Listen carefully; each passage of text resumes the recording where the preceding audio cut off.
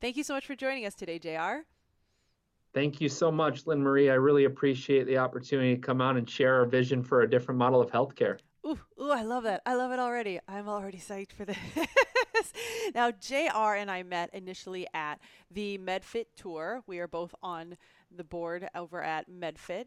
I think maybe different boards, but and JR had given this amazing talk that just had me on the edge of my seat because he runs a preventative and comprehensive health facility up in Minnesota that is like one part, the healthcare that you think of, and then this other part is like the biohacking that I'm super fond of with all these cutting edge therapies that help people with preventative care so that they're not waiting until things have gone too long.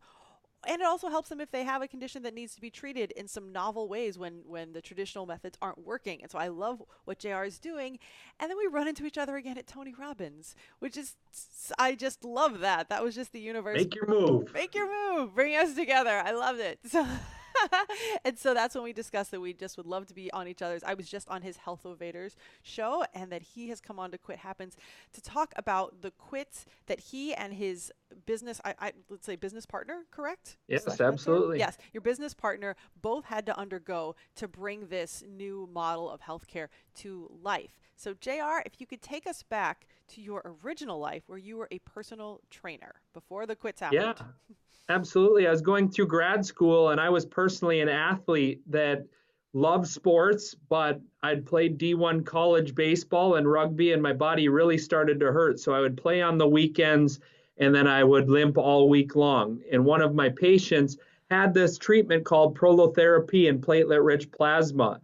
And I had already tried numerous surgeries. I had done the drugs, the cortisone shots, everything to keep playing, but it wasn't getting any better. And I had a pretty traumatic childhood, and sports were my outlet. So I wasn't willing to give it anything up.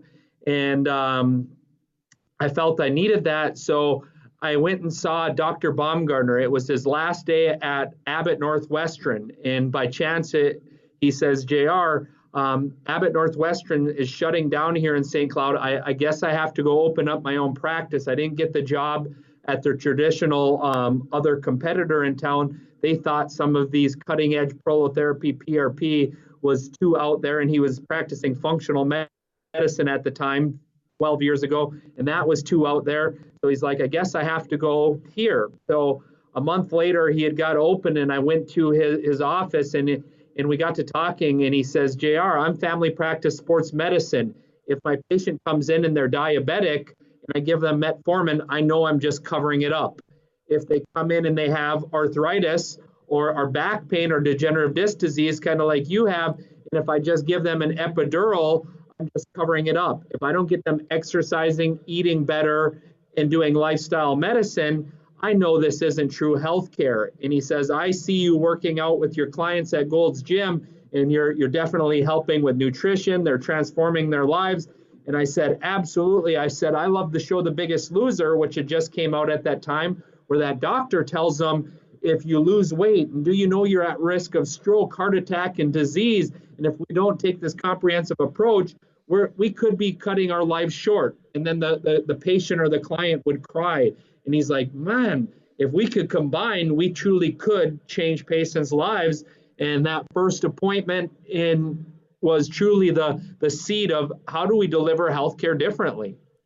And was there anything? So I can tell that you were super psyched about this new modality because you were still going to be doing physical therapy, correct? But you were just going to be doing it with him. Yeah, absolutely. So it wasn't much different, but that's where he said to me, he said, JR, I see you already exercise and eat the right way. So that's a part of how do you get the best outcome. But let me take a look at your labs. Let's see if your vitamin D, your thyroid, your testosterone is optimized if we do those things. So his functional medicine background, then if I put PRP or prolotherapy in this joint, I believe you're going to get a great outcome. So 3 months later, I was back to playing rugby at full strength, and I was an instant believer. Man, if we do these three-step processes to every patient that comes through our door, and they can have an outcome that I wasn't able to get in normal medicine, we could truly change healthcare. So I had joined him, and we really knew we had something special when a lady named Susan came into our practice 1 month after we had opened. She was on 17 different medications. She already had 7 joint replacements. The orthopedic surgeon said, there's nothing more I can cut or replace. The pain management doctor said, well, you're just chasing drugs and you're just wanting a solution. And she says, JR, I am in so much pain. At my worst, I'm suicidal. Nobody can do anything for me. I saw your ad for medically supervised weight loss. Is there anything we can do? And I said, Susan, I don't know if there's anything I can do. Let me get you to Dr. Baumgartner, where he can look at from evaluate. I can give you nutrition recommendations, get you to physical therapy, which she did. We got her on some corrective exercise, got her eating the right way, optimized her hormones, and he did PRP with her. 3 months later, she was down 50 pounds off all but 2 of her medications. And we realized if we could get people to restore their health, rejuvenate their insides, and then rebuild their body, we are getting consistent, predictable outcomes where we could truly reverse chronic pain and disease. We were starting to see patients from diabetes when we took all these 3 aspects together, heart disease, and reversing chronic disease and chronic pain, where if we look at our nation's history, we're great with emergency and traumatic care in the United States. We are about as last and unaffordable as they get when it comes to chronic pain and chronic disease. And we quickly realized that we could truly change healthcare with our model when incorporating these 3 simple areas. I love this. Now, in this quit, you guys like quit up very easily. It seems like very easily, which I love. Like it doesn't sound like there were any, fears. You just knew you had this passion, this mission, and you guys went for it. But I do know a little bit more of your story. And so I know that it goes on and you guys are doing this thing, and then insurance gets wind of this, these cutting edge therapies that they aren't, traditional insurance not necessarily so fond of. And then you guys had to make another quit together. Can you tell me about that one? Yeah, this was the biggest pivot point and decision that, was probably the most difficult. It was really easy for Dr. Baumgartner. I became the personal trainer to partner where we started sharing this around the model. We got to 30 locations and we built one of the world's largest independently owned integrated centers here in St. Cloud, Minnesota. It's got the functional medicine, the regenerative orthopedics, and medical fitness, all 3 combined in a 28,000 square foot integrated center. So the minute we moved into our building, we got a call from what they call it a contracted network, where it says, you guys need to give up stem cells and PRP in functional medicine, otherwise you're losing all your insurance contracts. I went to Dr. Baumgartner and said, there's no way if we lost all of our business in this cash-based medicine that we'll be able to cover the overhead and the staff that we said. And Dr. Baumgartner looked at me and said, JR, you've seen how we've transformed not only your life, but all the patients that we do here because we do differently. I can't go back to what I know is inferior medicine that not only is preventing people from having the life that they want, but in many cases is harming when we're doing opioids or cortisones or surgery as the first option, and we're getting 80 to 90% resolution and prevention of surgical claims. He says, I can't go back to that. And I said, then we're probably going to lose it all. And he says, well, at least what I know about us is we'll go down fighting. And that's what we did. So what he did is didn't go into a fear mode. I did a little bit. Because I grew up without money, with, playing things safe, always being strategic, fear kind of kept me in check, even though I was a stunt man and a risk taker in different areas, not when it came to money. So that's basically where I had to learn and continue to go to masterminds to learn directly how to consumer market. So instead of looking for other healthcare professionals to refer to us when we didn't have insurance, going of how do we do this, I needed to learn how to communicate our outcome, how to use social proof and testimonials. So not only did we learn how to directly attract through digital marketing and email marketing directly to the consumers, a year later we won the Minnesota Innovation Award for getting the best outcomes. We started seeing Minnesota Vikings, professional athletes, celebrities, because we were known for results. And first, and not about cover-up healthcare, we were known as Rejuv is the place you go to where you actually have failed everywhere else, where you absolutely want to go for the best possible healthcare outcome. And it completely changed how we delivered. And now we're in over 75 locations worldwide. We are servicing thousands of people and training not only our community, but practitioners how to do a model of care that does truly restore and regenerate health without drugs and surgery as the first line treatment. Not that we disagree with those. It's just if we're not eating, if we're not mentally getting there, if we're not moving, that's not healthcare. We believe anytime that we are not moving or eating the right way, that it's covered up care. And certain amount of people are going to need managed care because they're not willing to do what it takes or just need their insurance. And there's a lot of money in managed care systems. So it's not that we're judging people. It's just people that want to get better. There is hope and there are solutions waiting for you. I love this so much. And I really appreciate your honesty in the fact that you had some fear around it based on some old stories. And that's what I love in talking to high achieving people who've gone out and done things, because we're all the same in some way. We all have some story from our childhood.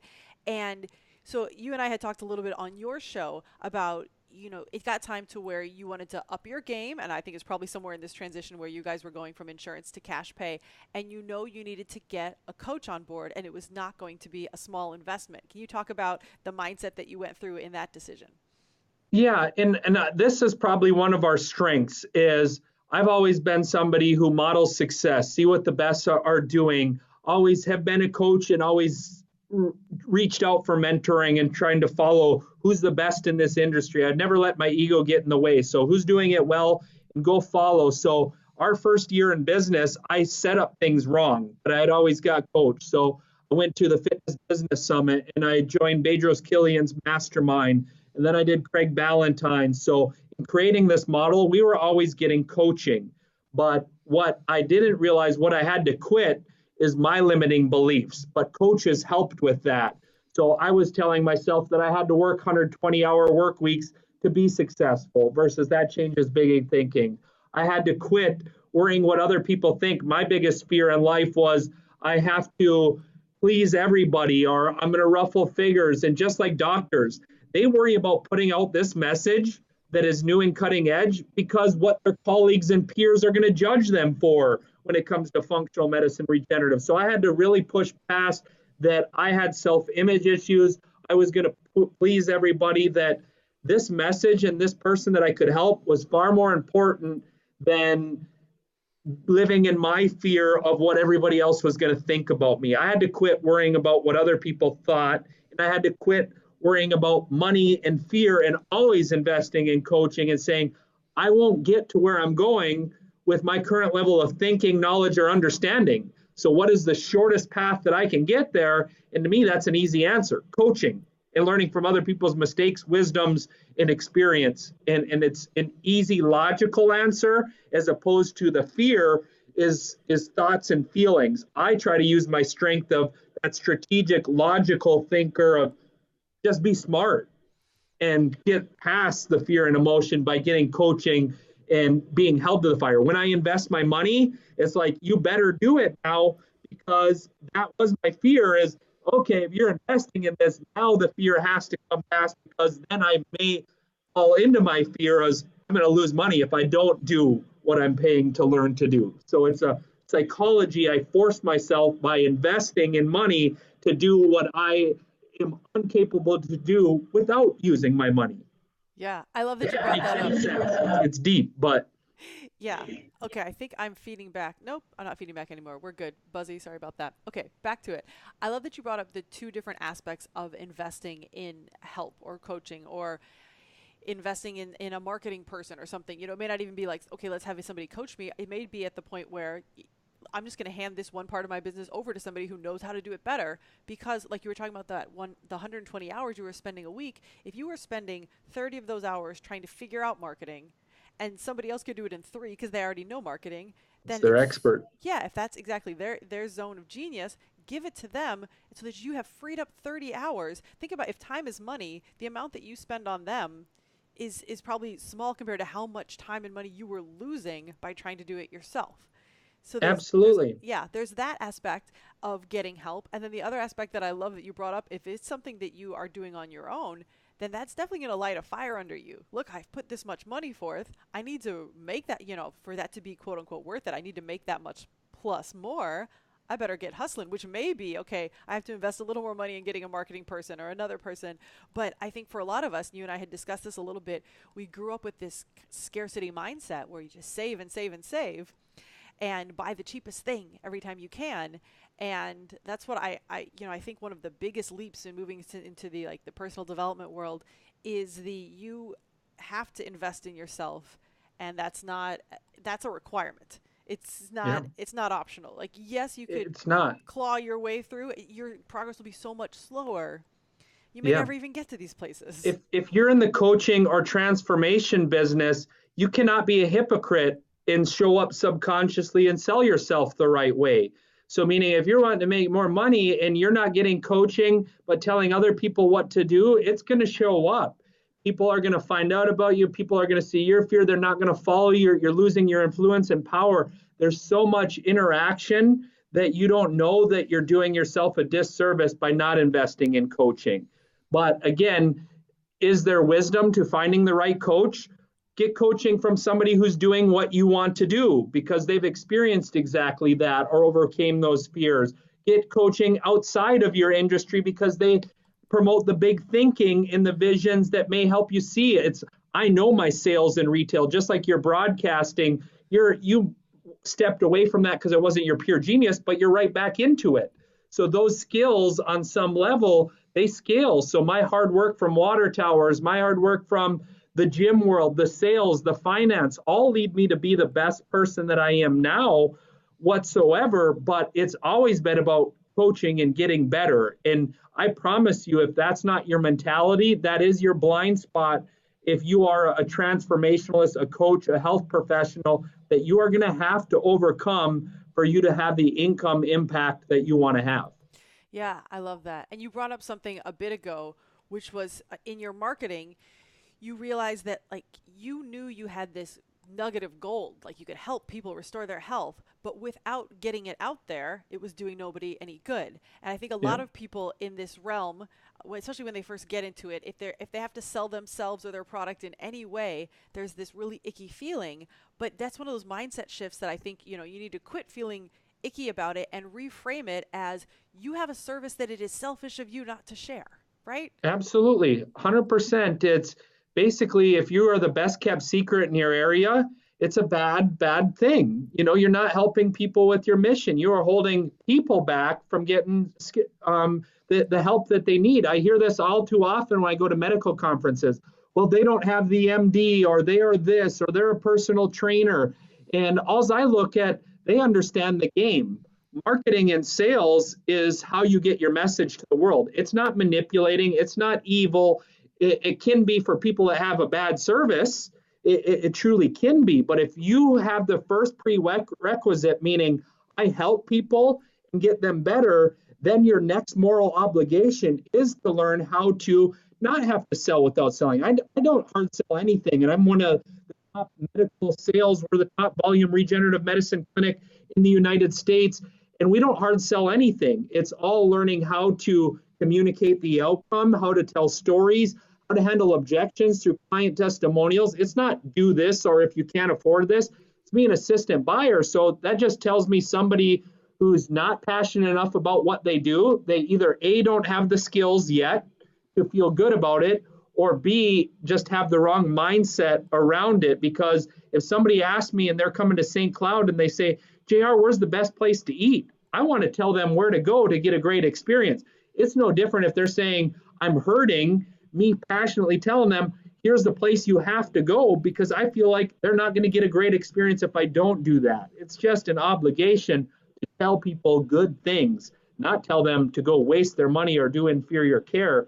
We're just thinking very wrong about it if that's how we're thinking. That can shift in a moment, like we talked, when we start getting past limiting beliefs. Yes. Oh, I love that. So valuable. Now, I know that in addition to all the work you do with Rejuv, you also help other healthcare providers change around their practice. Can you talk a little bit about the quits you help them make? Yeah, essentially we call it the 5 pillars of practice success. And usually the first quit that they have to make is their ego. It stands in the way of the success. So the ego means that it's okay to say that we're weak in a few areas, even though if we're a strong, powerful doctor that has to have the answers, be in charge, be, comfortable. We have to quit doing the things that we're not good at. We have to learn how to hire and outsource around what our area of genius. We have to quit telling people what to do and be a leader and ask people who are great at their areas of genius to help us get better. So we have to quit control everything. Otherwise, you're going to work hundreds of hours. So we call the first pillar is the personal pillar. We have to quit being who we were because that's not going to get us to the next spot. Doesn't mean you're a bad person or that, that we all don't have flaws. It's just what got us where we are is not going to get us to the next place. So it's understanding, being self-aware. That next pillar is we got to quit holding the reins. Job descriptions of each person. We got to understand how to run a business, that we're healthcare providers, but if you want to do independent model, which is cash pay medicine, regenerative functional or medical fitness, we have to learn to run a business. Even though I know you weren't a doctor, there is, importance of knowing your numbers, having the right team members. And then we got to quit thinking about marketing and sales as evil. We got to learn how to do marketing and sales. Then we got to quit our cover-up care model of healthcare, and we have to add medical fitness, whether that's health coaching, lifestyle medicine, exercise, or outsourcing it to other people so your patients get the right outcome. And that fifth pillar is integration. How do these systems communicate, work together, be in competition? So we believe there's 5 pillars of cash practice success that are necessary, and we got to quit doing the things that don't serve us or that stand in our way. And I call it like a baseball game, what I've always said. If you don't have a right fielder and you're trying to win a championship team, it's not good. If you're the star pitcher and the only one that can produce, and you don't got a backup or somebody else in the rotation that's going to come, you can't pitch every game unless you'd never want to go on vacation or have freedom. You got to look at the big vision and learn how to start playing baseball and quit doing the things that are going to be an amateur team, and how do you go pro? And that's what we do is we show them the whole baseball field. Ooh, I love that so much. That's so valuable not only for docs who may be looking to change their practice of medicine, but so many of the things that the docs struggle with, and especially in those first few pillars, so many others struggle with, right? Letting your ego go and realizing not only is it not weakness to ask for help, but just like with coaching or just like with investing in yourself, these are prerequisites. Nobody is going to do this completely alone. Nobody has. There's always somebody else there. Yep. So getting past that, I'm going to do it all myself. And then you kind of in that same vein, we're talking about letting go of control a little bit, because a lot of us were brought up with the, if you want it done right, do it yourself mentality. Got to do it yourself. Got to do it yourself. And that's fine if you want to be one or small, but if you want to change the world or have big business or impact, sell your business when you retire, then you and some are best in a solo field. But again, if you truly want what you want, you have to determine. I don't want to tell you what you want. That's kind of what you're always good at is, what does that person truly need to quit to get what they want? Once we get clarity in there, then the work has to happen that we live up to that. Yeah, absolutely. And like you were talking about with the zone of genius, there are things that we can do, and then there are things that we're great at doing. And in my own example, right, I ran this podcast by myself essentially for the first 50 episodes, did not have an editor. And then my dear friend Josh Trent says, you now get to have an editor. And it was one of those first, yes, I had to invest money in an editor, but I also had to release control, because it was a thing I could do. But oh my gosh, he can do it so much better. Like, and just to hear how the quality difference now that he's doing it. And yes, it took a little getting over the hump of letting go to control, like, okay, maybe this is the quote that you would have picked instead of this one, but it's at the end of the day, you have to prioritize what's really important here. Like, what's really important to me is that overall the episode sounds great, and I didn't have to spend 5 hours doing it that I don't have, because that's not my zone of genius. It's my zone of I can, or whatever, the zone of ability. But that's, correct. I'm not an audio editor. And that in my own life, I mean, I'm at the point where now I'm going to try to find a marketing person, because there are only so many hours in the day, and it's just inefficient to be trying to, halfway do a thing, learn it on the fly, when there's somebody else out there that could help you. First off, I don't want to be spending, like you said, 120 hours a week at work of any kind. You got a family, right? And I have a person like I would like to do my hobbies. We all need some downtime. And so if you think I'm going to do this all myself and this is a badge of honor, it's also a really great way to an early grave, because you're going to have no time for your own sanity and self-care. Absolutely. I put a T chart like this, and it's like, what are, just like you said, your unique areas of genius? Nobody else is going to do that as well as you. You should do more of that. That's how you're changing the world. The other part is you're really good at it. You became efficient. That way you could either train somebody yourself to do it. You'd know how to give them the expectations, manage it. You wouldn't get the wool pulled over your eyes. Then there's this bottom right corner. I'm not good at it. I don't know how to do it. For me, that's the techie stuff, the SEO. It's like, I absolutely need to outsource that because I don't know how to do it. I can't do it well. I'm going to fail, but I can, let somebody else be in their expert. Then there's these other things, just like I knew I wanted to change healthcare, right? But I had a fear of speaking. So then this box is, I'm not good at speaking yet. I'm not great at it, but if I gain this skill, if I challenge myself, that keeps me in growth, that keeps me in pursuit, that keeps me in practice. When I gain these new skills right here, which keeps me striving and motivating, and then I stack that on top of my genius, that's where unstoppable happens. So it doesn't mean you should delegate everything that you're not good at if you need to get to where you want to go. That's so good. Yes, because you're absolutely right. There are some things that it is worth investing in you, improving yourself in, but those are the things that only you can do, right? Only you and Dr. Baumgardner can go represent Rejuv as well as you two could. And so if there's something that only you can do, for sure, get better at that. But over and over, we're now hearing, like, stop focusing on your weaknesses. Focus on your strengths, make those even better, unless your weaknesses, again, something that's are going to prevent you. Yeah, exactly. Outsource it or prevent it from there. And to me, the two skills that you can't delegate, just like you said, are leadership and communication. So if you spend nothing on your life but to keep absolute consistent focus on how to communicate, to me, that's being more concise and a little bit less information provided. For leadership, it's if I can better influence, get people what they want, do the work besides them, always be the best leader I can be, then all those other pieces play into better relationships, better people wanting to follow me reaching my goals. You can't outsource leadership of communication. Those two things truly, if you're not great at them, could put continuous effort and it will show up in every area of your life. Oh, that's gold. I think that's a great place to wrap up. Where can people find you? So just JR at Rejuv Medical or JR Burgess on Instagram. Rejuv Medical is basically our website. Health Evaders is kind of where we help physicians. If you want to email JR at rejuvmedical.com, I'd love to share with you my book, Cash Practice Success, so you can really see what these 5 pillars are about, of what it takes if you're getting into lifestyle, regenerative, or functional medicine, how to make sure your whole baseball field is covered. You got a strategy that works. I know it would help point you in the right direction. I love it. We're gonna link to that book in the show notes for sure. And can you spell Rejuv for people so they can get to the website? Yep. REJUV